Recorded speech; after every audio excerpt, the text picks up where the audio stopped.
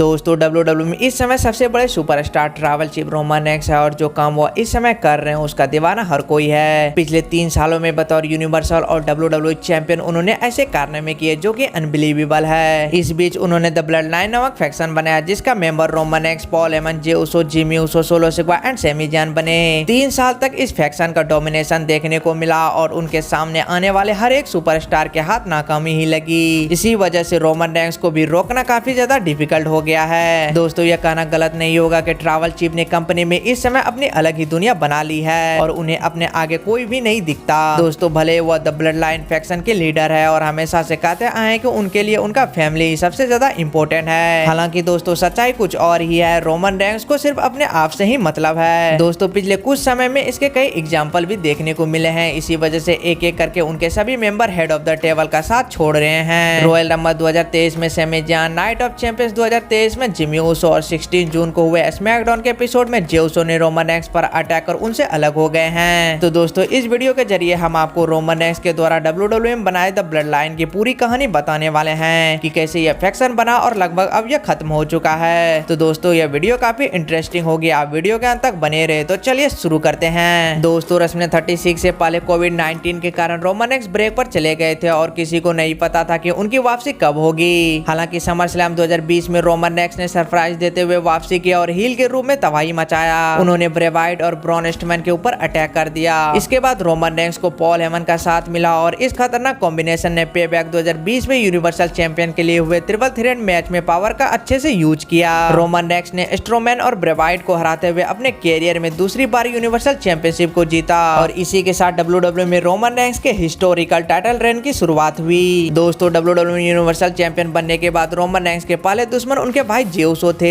Roman ने अपने भाई जे उसो को बड़ा मौका दिया और उन्हें नंबर 1 कंटेंडर के लिए हुए मैच में शामिल किया। जे ने इस मैच को जीता और इसी के साथ वो रोमन रेंस के नेक्स्ट ओपोनेंट बनने में कामयाब हुए। दोस्तों दोनों सुपरस्टार के बीच बेहतरीन स्टोरी लाइन देखने को मिली। इस बीच जे ने रोमन रेंस के खिलाफ खुद का पल्ला भारी करने का पूरा प्रयास किया, लेकिन क्लैश ऑफ द चैंपियंस में मैच से पहले ही रोमन रेंस ने अपने ही भाई के ऊपर सुपरमैन पंच लगा दिया था। दोस्तों रोमन रेंस ने क्लैश ऑफ द चैंपियंस में यूनिवर्सल चैंपियन मैच में अपनी लिमिट को पार किया और जे की हालत काफी ज्यादा खराब कर दी। दोस्तों आपको बता दें कि जे उसो की हालत इतनी ज्यादा खराब हो गई थी कि जिमी उसो को बाहर आते हुए जे उसो की तरफ से टॉवल फेंक कर गिव अप करना पड़ा। हेड ऑफ द टेबल अपनी जीत से संतुष्ट नहीं थे और उन्होंने इसके बाद जे उसो को खुद को एक्नॉलेज करने के लिए कहा। जे उसो नहीं माने और इस बीच अपने भाई जिमी उसो की मदद से उन्होंने माइंड गेम खेले। इसी वजह से WWE ने हेल इन अ सेल 2020 में Roman Reigns versus Jey Uso के बीच I quit Hell in a Cell match confirm किया। इस मैच के दौरान एक बार फिर रोमन रेंस का खतरनाक रूप देखने को मिला और उन्होंने जे उसो के ऊपर जानलेवा हमला करते हुए उनकी हालत खराब कर दी। हालांकि जे उसो भी हार मानने को तैयार नहीं थे और अपने भाई को बचाने के लिए जिमी उसो भी बाहर आ गए। जिमी ने रोमन रेंस को समझाने का भरपूर कोशिश किया और इसके बदले में रोमन ने जिमी को गुलाटिन लॉक में जकड़ लिया।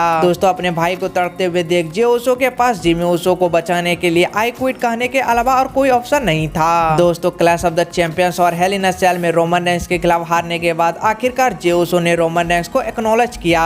इसके बाद उन्हें काफी समय तक खुद को साबित भी करना पड़ा। हालांकि पहले केविन ओवेंस और फिर रेसलमेनिया 37 में एज और डैनियल ब्रायन में रोमन रेंस की जीत में जे उसो का भी बहुत बड़ा योगदान था। इस बीच उन्होंने खुद भी Andre the giant battle royal match भी जीता था। इसके साथ ही वो रोमन रेंस के राइट हैंड बन गए और उन्हें मेन इवेंट उसो के नाम से पुकारे जाने लगे। और फिर जिमी उसो ने पूरी तरह से फिट होने के बाद जब वापसी की तो रोमन रेंस ने उन्हें ब्लड लाइन में ऐड करने का प्रयास किया, लेकिन जिमी उसो उनकी बातों में नहीं आया और वो हेड ऑफ द टेबल के खिलाफ दिखाई दिए। इस बीच रोमन रेंस और जिमी उसो की तकरार में बुरी तरह जे उसो फंस गए, लेकिन दोस्तों आखिरकार रोमन रेंस जिमी उसो को मनाने में कामयाब हुए। रोमन रेंस और द उसोस ने पहले 16 जुलाई 2021 को स्मैकडाउन के एपिसोड में एज रे मिस्टेरियो और डोमिनिक मिस्टेरियो को हराया। इसके बाद द उसोस ने मनी इन द बैंक 2021 में रे मिस्टेरियो और डोमिनिक मिस्टेरियो को हराते हुए स्मैकडाउन टैग टीम चैंपियनशिप को अपने नाम किया। और फिर रोमन रेंस ने समर स्लैम 2021 में जॉन सीना को हराते हुए यूनिवर्सल चैंपियनशिप को रिटेन किया था। इसके बाद ब्रॉक लेसनर ने WWE में वापसी की और रोमन रेंस के साथ दुश्मनी की शुरुआत हुई। दोस्तों इस स्टोरी लाइन के दौरान लेसनर ने पहली बार द ब्लड लाइन में दरार डाली और रोमन के मन में पॉल हेमन को लेकर शक डाला। क्राउन जॉल 2021 में लेसनर और रोमन रेंस के बीच मैच के दौरान जब दोनों स्टार डाउन थे तभी हेमन ने दोनों के बीच में चैंपियनशिप बेल्ट को फेंक दिया।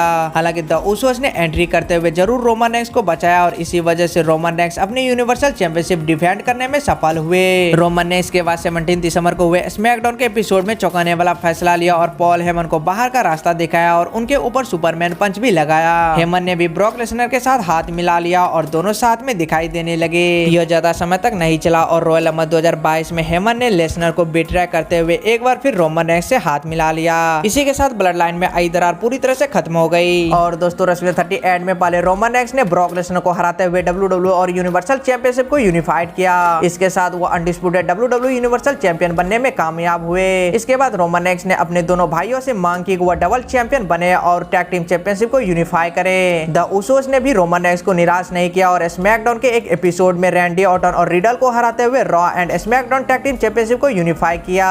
यह एक हिस्टोरिकल पल था और तीनों ही स्टार अपने कैरियर में पहली बार डबल चैंपियन बनने में कामयाब हुए थे। दोस्तों द ब्लड लाइन इतना सफल और खतरनाक हो चुका था कि हर कोई इस फैक्शन का हिस्सा बनना चाहता था। सैमी जैन ने भी ऐसा ही कुछ प्रयास किया और वह लगातार रोमन रेंस को इम्प्रेस करने की कोशिश करने लगे। उन्होंने अपनी पूरी जान लगा दी और इस बीच वह जरूर रोमन रेंस और जिमी ऊसो का विश्वास जीत लिया। लेकिन जे ऊसो को सैमी जैन बिल्कुल भी पसंद नहीं थे। और दोस्तों इस बीच क्लैश एट द कैसल में रोमन रेंस का मैच ड्रू मैकिंटायर के साथ हुआ था। इस मैच में एक समय ऐसा लग रहा था कि रोमन रेंस की हार हो जाएगी, लेकिन तभी सोलो सिग्मा ने डेब्यू करते हुए रोमन रेंस की मदद की। इसके बाद सोलो सिग्मा ने भी ब्लड लाइन को ज्वाइन कर रोमन रेंस को एक्नॉलेज किया और वह ब्लड लाइन का अहम हिस्सा बन गया। और फिर सैमी जैन ने सर्वाइवर सीरीज 2020 में हुए वार गेम मैच के दौरान केविन ओवेंस को धोखा देते हुए उनके ऊपर अटैक कर दिया और उन्होंने जे ऊसो का भी दिल जीत लिया। और यह द ब्लड लाइन फैक्शन बहुत ही ज्यादा खतरनाक हो गया। और फिर दोस्तों धीरे धीरे कर ब्लड लाइन में दरार आते गया। जब दोस्तों Roman Reigns and Sami Zayn versus Kevin Owens and John Cena के बीच टैग टीम मैच हुआ तो उसमें केविन ओवेंस ने सैमी जैन को पिन कर मैच जीत लिया, जिससे ट्रैवल चीफ रोमन रेंस काफी ज्यादा गुस्सा हुए। और फिर रोमन रेंस ने साल की शुरुआत में रॉ के एपिसोड में सैमी जैन का ट्रायल रखा और इसमें लगभग सैमी जैन दोषी करार दे दिए गए थे और सोलो सिग्मा उनके ऊपर अटैक करने वाले थे, लेकिन जे ऊसो ने उनका बचाव किया और उन्हें एक और मौका दिया। रोमन रेंस ने कहा कि वो रॉयल रमल में सैमी जैन के आखिरी टेस्ट लेंगे। और फिर रॉयल रमल 2023 में रोमन रेंस ने केविन ओवेंस को हराते हुए अपनी चैंपियनशिप को सक्सेसफुली रिटेन किया। इसके बाद पूरी ब्लड लाइन ने केविन ओवेंस के ऊपर जानलेवा अटैक कर दिया। हालांकि जब रोमन रेंस ने सैमी जैन को केविन ओवेंस पर अटैक करने के लिए कहा तभी सैमी जैन ने उन्हें धोखा देते हुए रोमन रेंस पर चेयर शॉट लगा दिया। इसके बाद कुछ समय तक जे ऊसो ने द ब्लड लाइन से दूरी बनाए रखी, लेकिन आखिरकार जब बात जिमी ऊसो के ऊपर आई तो जे ऊसो ने अपने ब्रदर का ही साथ दिया और सैमी जैन पर अटैक कर दिया। लेकिन दोस्तों रेसलमैनिया 39 में द उसोस अपने टाइटल को सैमी जैन और केविन ओवेंस की जोड़ी के खिलाफ हार गए। द उसोस को एक बार फिर अपने टाइटल को वापस जीतने का मौका मिला, लेकिन इस बार भी वो चैंपियनशिप को नहीं जीत पाए। इसी वजह से रोमन रेंस का गुस्सा भी अपने भाइयों के ऊपर फूटा और उन्होंने कमान अपने हाथ में ली। रोमन रेंस ने सोलो सिग्मा के साथ टीम बनाकर नाइट ऑफ चैंपियंस 2023 में केविन ओवेंस और सैमी जैन को टैग टीम चैंपियनशिप के लिए चैलेंज किया। और दोस्तों इसी इवेंट वाले दिन रोमन रेंस को बतौर यूनिवर्सल चैंपियन 1000 दिन पूरे हुए थे। लेकिन दोस्तों इसमें रोमन रेंस के साथ बड़ा धोखा हुआ और जिमी ऊसो ने उनके ऊपर 2 जबरदस्त सुपर किक लगा दी। इसी वजह से रोमन रेंस और solo sigma tag team championship जीतने में कामयाब नहीं हुए। उसके बाद नेक्स्ट वीक के स्मैकडाउन में रोमन रेंस ने जिमी ऊसो को द ब्लड लाइन से बाहर कर दिया और ऐसा लग रहा था कि सोलो सिग्मा भी अपने सगे भाइयों का साथ देते हुए ट्रैवल चीफ के खिलाफ जाएंगे। लेकिन सोलो सिग्मा ने जिमी ऊसो पर अटैक करते हुए उन्होंने रोमन रेंस को चुना और उसके बाद सबकी नजर जे ऊसो पर थी कि आखिर वो किसको चुनता है। और फिर दोस्तों वो दिन आ ही गया। 16 जून को हुए स्मैकडाउन में सबको लग रहा था कि Jey Uso tribal chief Roman Reigns को चुनेंगे, लेकिन ऐसा नहीं हुआ। जे ऊसो ने रोमन रेंस के ऊपर जबरदस्त सुपर किक लगाकर अपने भाई जिमी ऊसो को चुना और उसके बाद जे एंड जिमी ऊसो ने सोलो सिग्मा को भी जबरदस्त सुपर किक जड़ दिया। और दोस्तों इसी के साथ पहले सैमी जैन फिर जिमी ऊसो और अब जे ऊसो रोमन रेंस के खिलाफ हो चुके हैं। और फिर WWE ने एक टैग टीम मैच कंफर्म कर दिया है जिसका नाम ब्लड लाइन सिविल वॉर है, जो कि होने वाला है Roman Reigns and solo sigma versus the Usos के बीच। तो दोस्तों आपको यह ब्लड लाइन की स्टोरी कैसी लगी आप हमें एक प्यारा सा कमेंट करके जरूर बताएं। और दोस्तों साथ ही साथ आप यह भी बताएं कि मनी इन द बैंक में ब्लड लाइन सिविल वॉर में किस टीम की जीत होगी, team Roman Reigns and solo sigma की या फिर team J and Jimmy Uso की। आप हमें एक प्यारा सा कमेंट करके जरूर बताएं। तो दोस्तों इस वीडियो में इतना ही, तो चलिए मिलते हैं नेक्स्ट वीडियो में।